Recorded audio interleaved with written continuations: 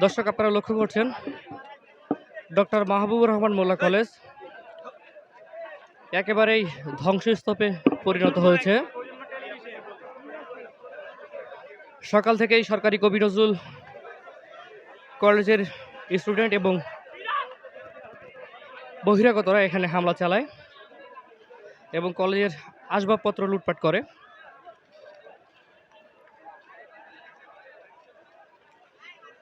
কিছুক্ষণ আগেই আইন শৃঙ্খলা বাহিনী ঘটনাস্থলে এসে উপস্থিত হয়েছেন এবং তারা তাদের নিজেদের নিয়ন্ত্রণে নেওয়ার চেষ্টা করছেন। এখানে আমরা দেখছি হাজার হাজার স্টুডেন্ট, উত্তেজিত স্টুডেন্টরা রয়েছেন। কিছুক্ষণ পরপর তাদের সাথে এবং কবি নজরুল কলেজের শিক্ষার্থীদের সাথে ধাওয়া পাল্টা ধাওয়া চলছে। এই মুহূর্তে কিন্তু রণক্ষেত্রে পরিণত হয়েছে এই ডক্টর মাহবুবুর রহমান মোল্লা কলেজ।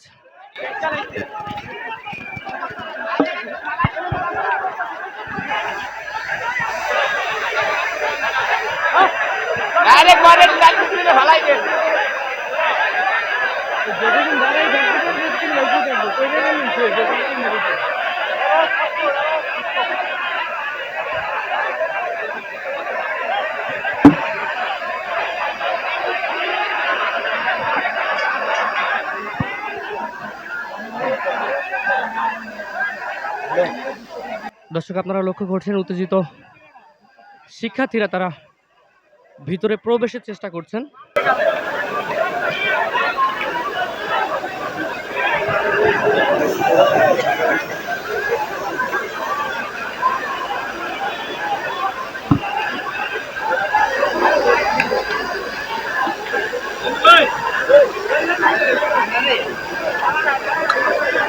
কলেজ ভবনের যত গ্লাস ছিল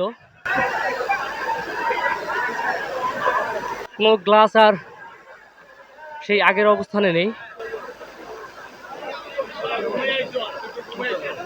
প্রতিটি গ্লাস ভাঙা, একবারে ধ্বংসস্তূপে পরিণত হয়েছে এই মাহবুবুর রহমান মোল্লা কলেজ।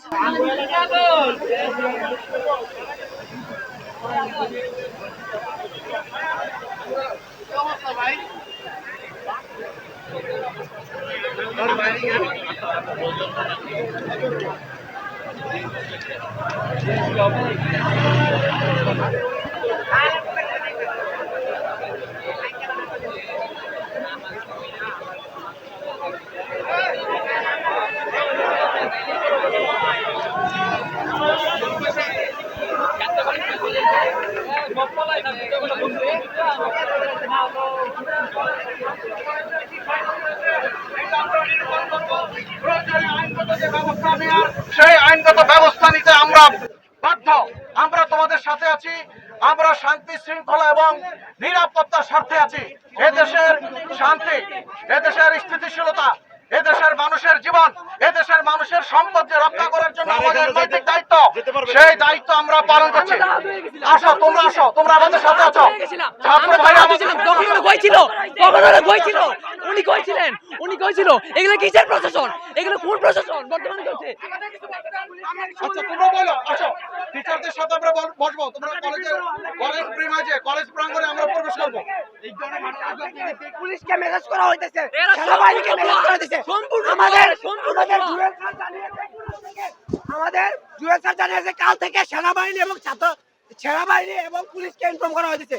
যাত্রাবাড়ি থেকে আসতে কতক্ষণ সময় লাগে পুলিশের? এতক্ষণে ওরা কি করছে? এখন কেন আসতো ওরা কেন আসতো এতক্ষণে?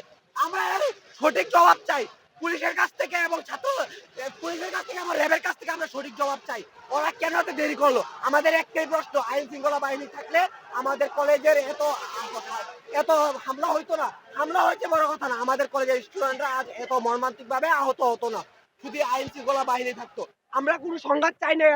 আজকে আমাদের যারা এখানে উপস্থিত ছিল কলেজের, তারা চাইছে কলেজকে রক্ষা করতে। এটা আমাদের নৈতিক দায়িত্ব। কলেজ আমাদের বর্তমানে আমাদের বাসা, বর্তমানে আমাদের বাড়ি। কলেজকে রক্ষা করা আমাদের দায়িত্ব। এই কারণে আমরা আসছিলাম। আজকে আমাদের যে ভাই বোন আহত হয়েছে, যে ভাইয়েরা আহত হয়েছে, ওদের আহত হওয়ার মূল কারণের পিছিয়ে পুলিশ দায়ী, পুলিশ দায়ী, পুলিশ পুলিশ আর আর্মি দায়ী।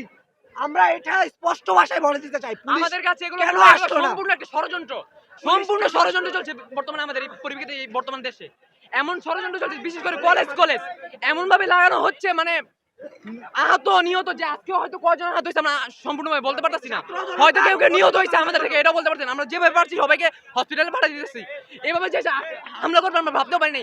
সকাল সকাল যখন আমরা এখানে উপস্থিত ছিলাম, 3টা পুলিশের গাড়ি ছিল, ওনাদেরকে আমরা বলছি যে ওরা রাস্তা ছিল, তখন এটা শোনার পর ওরা গাড়ি ঘুরে চলে গেছে। আমার ওনাদের বাসার উচিত সামনে ছিল আমাদের সাথে থাকা, আমি আপনার বলি। গাড়ি ঘুরে চলে গেল।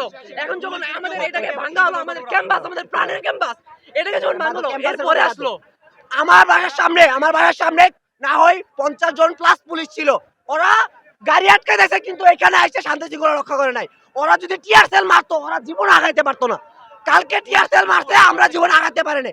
ওরা টিয়ার সেল মারলে কালকে ওরা আগাতে পারতো না। আর শোনেন। ছাত্র জনতার ঐক্য নষ্ট করার জন্য বিভিন্ন উৎক্ষিপ্ত জনগণ আমাদের সাথে যুগ হয়ে এই ঝামেলা সৃষ্টি করতেছে। আমরা এই ঝামেলা আর চাই না, সংঘাত চাই না। আমরা চাই এর সঠিক তদন্ত হোক এবং এর বিচার হোক। ছাত্ররা আজ নিহত, আহত, এখানে আজ নিহতের ঘটনা ঘটেছে, 35 প্লাস আহত।